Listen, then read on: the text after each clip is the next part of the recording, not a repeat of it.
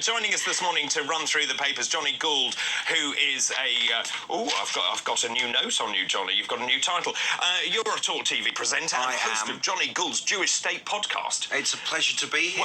Well, that's a fine title. It's quite a lot of syllables, actually, isn't it? It's lovely to see you. It's lovely to see you, David. Welcome back from Halls. Well, thank you. To see you, Dr. Renee. Hello. I'm going to tune into your podcast later now. Will you? Thank you very much. Yes, I bet it's triumphant. It's an alternative narrative. There's that word on being Jewish, actually, because all you hear on air on many mainstream channels is anti-Semitism and the Israeli-Palestinian conflict, but there are plenty of other issues and discussions, and it's mainly for the non-Jewish world, actually. Oh, is it? It looks out, yeah. It is quite interesting, actually, because I was married to a Jewish man and for a long time, and I grew up... there are many stories about who you've been married to. No, just one. He was a Jewish man. And I grew up in an area and live in an area that is very Jewish in North London, and so many of my friends are Jewish, and when you listen to their perspectives, they say exactly what you did. There's only one narrative in the mainstream press, and there's almost no way to fight against it or even put an alternative view. That's kind of what I'm trying to tap into for the world, and most of the audience, as I say, in terms of the geolocations that I'm getting back, like Kuwait and Saudi Arabia and Syria, but also Ipswich and it's a fine all sorts of other places, Montreal, Canada, everywhere is listening to this, and I am bowled over by the response. That's great. It's really nice. It's really good. Okay, well, I shall listen. Tom tells me, Tom, the producer, says it's number one in many locations. Yeah, it is. Yeah, well, that's very good. Right, let's look at this morning's papers, shall we? This terrible story about Nicola Bulley. It is really upsetting. The police now are deciding that they're going on a theory that Nicola Bulley is not the victim of mistreatment or murder. They think that she may have been weighed down with heavy clothes walking the dog. The dog may have misplaced his ball and she went in after it, and she may have been swept away in St Michael's on Wyre in Lancashire, and there's 10 minutes of empty space where they don't know what happened. They found the dog loose. He's not wet, so he didn't go into the water with her. They found her mobile phone, which was on a Teams meeting, which was still going on. It was still attached to the meeting, wasn't still there. A witness who knows Nicola saw her out walking the dog, and at 9:20 they know that they found the phone and that there was an issue with the dog. Parts of the riverbank are treacherous. Yeah. She may have fallen in. The pet was off the lead and also not wearing its harness, which was found by the bench, and police have dedicated unprecedented resources to the search of a 10-mile stretch of water, and they can't find her. And now Paul, her partner, says, my focus is on our two girls, staying as strong as I can for them. What a terrible story. And my initial reaction to this was, how does someone fall in the water? But David's going to love this. I used to canoe on the River Wye, and it's a very fast-moving river in places. So you can just misstep and you're in. And if she was dragged down and just overwhelmed, maybe she hit her head. Who knows? You don't know, was she distracted, for example, and she went closer to the water, and then obviously a terrible. It's so tragic though, because there are two young girls here, and I can't even imagine having to tell a child that one of their parents has died. I really can't, and it must do damage for life because of course it does. They're so young, and it's their mum. They'll know immediately when mum is not there at tea time. But I watched the interview with the partner, and it was just so heart-wrenching. The whole thing, a family ripped apart.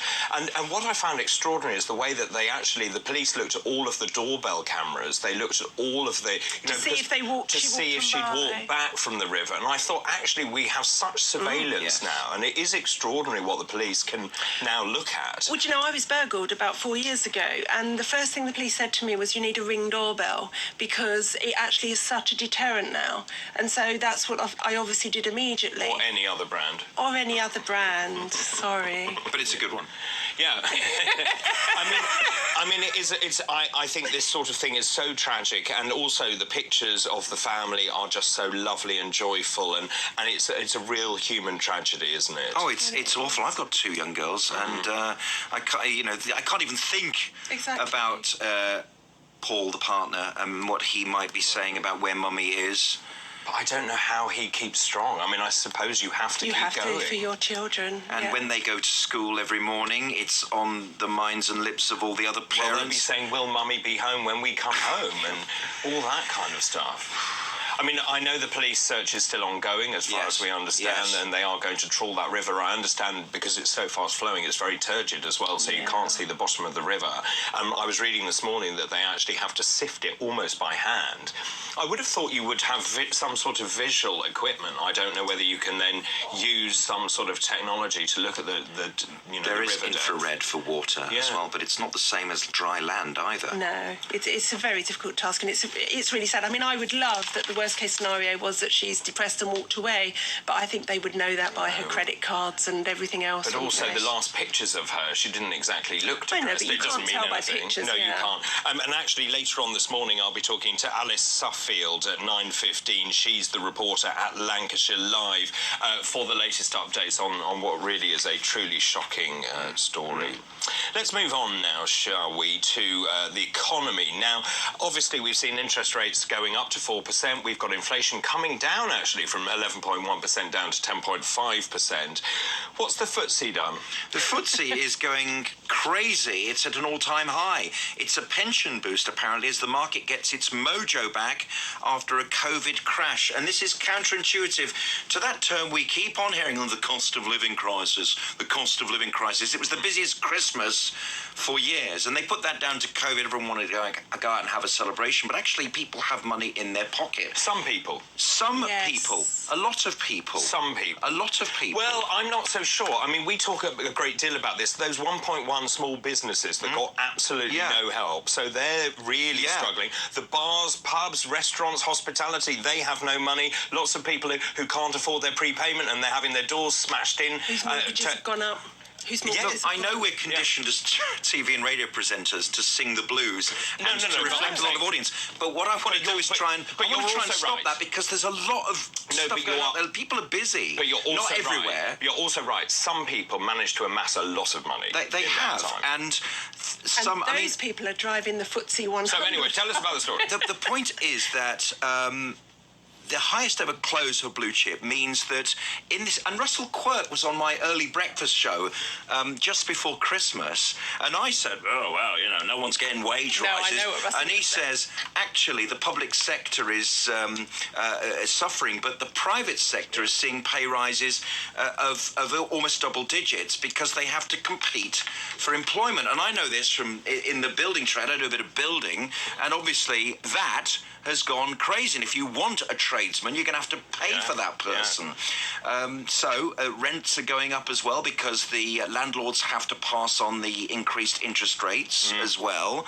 So that might be taking... So can I just ask, though, in terms of the FTSE, what's driving it to an all-time high? Well, apparently pensions are boosting it with investment. David Buick, we know him well here, says it's been resolute in recovering, fighting its way through a quagmire of hyperinflation and the Ukraine crisis. And very tragically, I must say, we are getting used to the war in Ukraine. I know. Yes. And that is terrible. Vladimir Putin wanted to hold the West to ransom with energy, and he can't anymore because we found alternative routes. We're getting better. We are getting better. And by the way, they've struck gas and an agreement between Hezbollah, the terrorist organization in Lebanon, and Israel. Who knew that was possible? Terrorist minds are now focused on profit. Billions of pounds worth of gas revenue is being shared between Lebanon and Israel. That's not far from the European Union. That's not far from Germany. And things are changing in the energy market. I mean, I watched that 3-part documentary on Putin, actually, that went out this week. I mean, it is extraordinary. And the more you see into the mind of this maverick, of this genius... As much as you can. As much as you can. Yeah. But he's ruthless and premeditated and knew exactly what he was doing. And he wrong-footed the West. Yeah. I don't believe you work for the KGB and not be all of those things. I really don't, especially at a senior level. I mean, this is a man who has probably killed people himself. I say probably. But he worked for the KGB. You know, nothing is going to faze him, is it? No. And he has also miscalculated as well the resolve of the West. and, you know, you did look at the European Union and you did wonder if you were a detached viewer whether actually it was weak, and it's turned out that NATO is not weak. It has resolution. They are keeping it together. Boris Johnson is now our de facto foreign secretary after his trip to the Atlantic Council the other day. Well, also, I'm glad you brought Boris up, because Boris Johnson is back, very much back, on TalkTV last night. He was interviewed by Nadine Dorries. It was a good interview. It was a very, I thought, interesting interview for lots of reasons, because he basically said the Tories have got this wrong, they need to have tax cuts. But of course, this was the man that presided over the highest number of tax cuts, where we have tax at a 70-year high. That's right. It's amazing how he wants to pull levers, but when he was in charge of them, he didn't pull them enough. But you see, there's his skill, because I watched the interview last night, and he was that affable, funny, you know, really in contact with people. And then we saw him in office do none of those things. Yes. But he has that personality that can win elections. He's done it time and time again. There's no doubt about it. So this is the front page of the Express, isn't it? Indeed. And, you know, while he's hiding behind Liz Truss, who wants to be the intellectual, leader of the Conservative Party, the visionary, the one who was sacked after 49 days, he says that tax cuts will be the reason that the Tories could win the next general election. And we remember when we were in our 20s, don't we, how Neil Kinnock was going to, well, all right, we're going to win the 1992 election, and John Major won it from nowhere. And was in power for 7 years. People forget John Major after Margaret Thatcher. I just see John Major an ironing board. That's all I ever see. Do you? I just remember Spitting Image and him pushing around grey peas. Spitting Image. But you know what? He was an excellent negotiator. Yes, indeed. And when we were inventing the Mayor of London role, I thought with his London working class credentials, instead of Red Ken being the first mayor, he would have been a very good first mayor to define the role. He was a great diplomat, and obviously he's retired now and watching the cricket and enjoying himself very much. Anyway, Boris is back, and he didn't just appear on Nadine Dorries on TalkTV. He made a speech of quite weighty analysis of the Ukraine war by talking about the land bridge. It was at the Atlantic Council in Washington. I watched the whole thing because, as you say, he's so interesting and affable, and he talks a good game. He talks better than James Cleverly. James Cleverly is a good foreign secretary. He follows the scripts. He's very loyal to the idea of NATO and the American alliance and everything else. But Boris has that factor, doesn't he? I did actually think the one thing I found interesting from the interview about Ukraine and Boris was that he said that Putin won't push the nuclear button. No. And he explained why. Yes. That he would lose China's support. And I hadn't heard anyone else say that. So I thought actually there were things on there that were interesting and novel. But you see, for me, this shows why Boris is a brilliant raconteur. He has a great grasp of how the public feels. He is not a detail person, and he is not right to be Prime Minister. Now, he's obviously on manoeuvres, though, isn't he? I think so. He's only 57, and he could make a comeback. He could. Churchill made a comeback, and he does a great impression of Churchill, doesn't he? He does. Really good one. But he wants to be Churchill, doesn't he? Yes, and he could make a comeback, couldn't he? Because it's all up in the air. Who knew that Rishi Sunak could be Prime Minister? But also remember, the party base loves Boris. They love Boris. They didn't vote for Rishi Sunak. No, they didn't. Will Rishi Sunak beat Sir Keir Starmer? Well, snooze fest, as Boris called him. Yeah. And the rest. Yeah. Will he beat him? He's no Tony Blair, is he? Well, we shall see. Let's move on now to the Mirror, if we can, page 18, about interest rates. Interest rates, Hugh Pill, who is one of the chief economists of the Bank of England, basically says, we shouldn't raise interest rates too hard. They raised them by 0.5%. That's an absolute killer for people who have mortgages. It was the 10th consecutive rise. That's right, and it's the highest for 13 years. It is. Now, interestingly, when inflation started to go through the roof, and you remember the Bank of England is meant to keep it at 2%, so, you know, in terms of a margin of error, they're not doing very well. D- on their academic report. But a lot of people were calling for harsh interest rate rises to actually push inflation down. Now, the thing is that this is cost-push inflation. This is not demand-pull. So, in fact, putting up interest rates like that to a high level is not the right way to go about it. Andrew Bailey said it in his 57-second speech, this is why I'm doing it, to counter inflation. And this goes back to my first story about things being quite good out there, because the upside of inflation, which we never hear about, is that people like to get rid of their money and enjoy themselves. Yeah. People who have assets, and that's not everyone. Again, I'm going to use that word some, but there are more people who are better off and doing well than the media seems to suggest.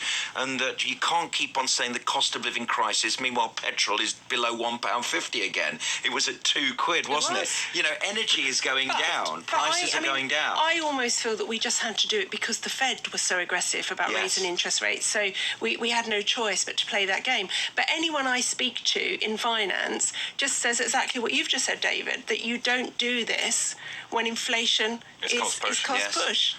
Exactly right. And interestingly, when you read the reports, they think inflation will fall to 3% by probably the end of this year.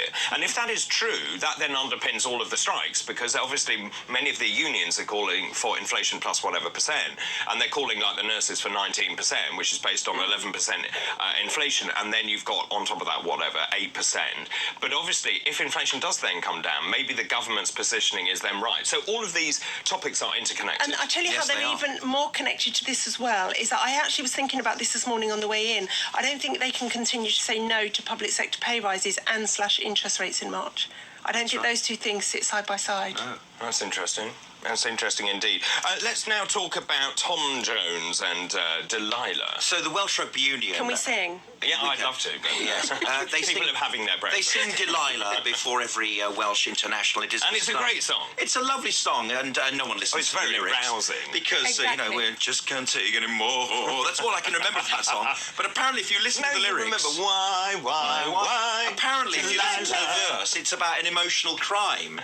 But I only knew this once this story. Yeah. And so Tom Jones says, you know, it appeals to my Welshness that everyone sings it at the Welsh games, and the Welsh Rugby Union have banned it. They can't sing it anymore. Well, I hope the fans sing it without the sing-song. And also, if you remember, Swing Low Sweet Chariot actually survived because they tried to get rid of that one as well, Yes, because they did. Allegedly based on American slavery. I think the only way we're going to change anything in this life anymore is with people power. Yeah, I agree, which is why Johnny's point is so valid, which is actually get singing anyway.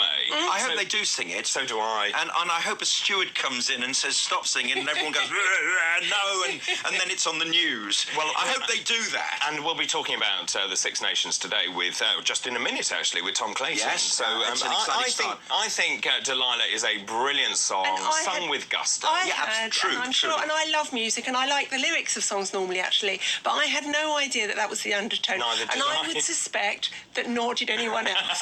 I mean, if you listen, and I'm now starting to listen to lyrics more, most of them would be banned, wouldn't they, for cultural appropriation and various other things.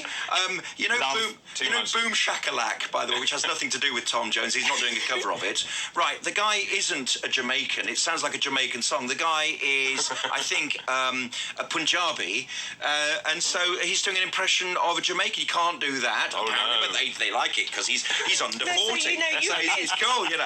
No, Johnny, you missed the most important point. Anyone can do anything unless you're white and British. Right. Then you can do nothing. Right. Stop. Okay. Stop. Enough already. Johnny, thank you very much. Enough already. Don't you start. Thank you very much.